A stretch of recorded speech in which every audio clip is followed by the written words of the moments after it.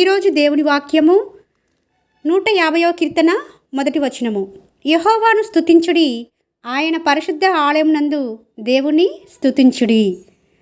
కీర్తనకారుడు రాస్తున్న ఆఖరి కీర్తన కదండి ఇది. కీర్తనలో 150వ కీర్తన ఆఖరి కీర్తన. దీంట్లో కంప్లీట్గా స్తుతి మాత్రమే కనిపిస్తుంది. కేవలం 6 వచనాల్లో ఉన్న ఈ అధ్యాయము దేవుని స్తుతించండి, ఆయనను స్తుతించుడి అని మాత్రమే కనిపిస్తుంది. స్తుతి ఎంత ఇంపార్టెంటో ఈ అధ్యాయము మనకి తెలియచేస్తుంది. ప్రతి విషయంలో కూడా మనము దేవుని స్తుతించేవారిగా ఉంటే దేవుడు సంతోషిస్తాడండి. దేవుడు మన ఎదురు నుంచి కోరుకునేది కూడా అదొక్కటే అండి. ఇంతసేపు ప్రార్థన ప్రార్థన ప్రార్థన అది అవసరమే. కానీ దేవుడు మన జీవితంలో చేసిన ప్రతి విషయానికి ఈ రోజున మనం ఇంకా ఊపిరితో ఉన్నాము అంటే, ఇంకా సజీవులుగా ఉన్నామంటే కేవలము ఆయన కృపనే కదండి.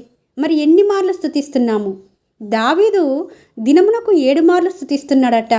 మరి మనం ఎన్ని మార్లు స్తుతిస్తున్నాము? ప్రతి విషయంలో కృతజ్ఞతాస్థుతులు చెల్లించేవారిగా ఉన్నామా? మనల్ని మనం పరీక్షించుకోవాలి. స్తుతి ఎప్పుడు కూడా మన స్థితిని మారుస్తుందటండి. ఇశ్రాయేలు ప్రజలు స్తుతించినప్పుడు వాళ్ళు విజయం పొందడం చూస్తున్నాము. యెహోషాపాతు యుద్ధానికి వెళ్ళినప్పుడు ప్రార్థన చేసిన తర్వాత స్తుతించుటకు పాడుటకు వాళ్ళు కొంతమంది గాయకులను కూడా ఏర్పాటు చేసినట్టుగా మనము బైబిల్ గ్రంథం చదివినప్పుడు అర్థమవుతుంది కదండి. అనేక సార్లు కూడా దేవుని స్తుతించుతూ ఉన్నప్పుడు మాత్రమే వారు విజయాన్ని పొందుకున్నట్లుగా మనకు అర్థమవుతూ ఉంటుంది.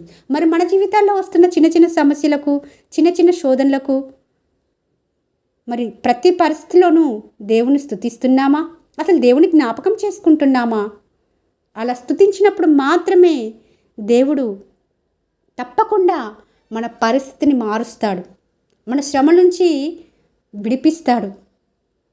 కానీ మనం స్తుతించలేని వారంగా ఉంటున్నాం కాబట్టే ఆ శ్రమల్లోనే కూరుకుపోయి ఇంకనూ నిరాశ నిస్పృహకుండా వెళ్తున్నామేమో. ఈ రోజున వాక్యం సెలవిస్తుంది, యెహోవాను స్తుతించుడి, ఆయన పరిశుద్ధ ఆలయం నందు దేవుని స్తుతించండి అని ఉంటుంది.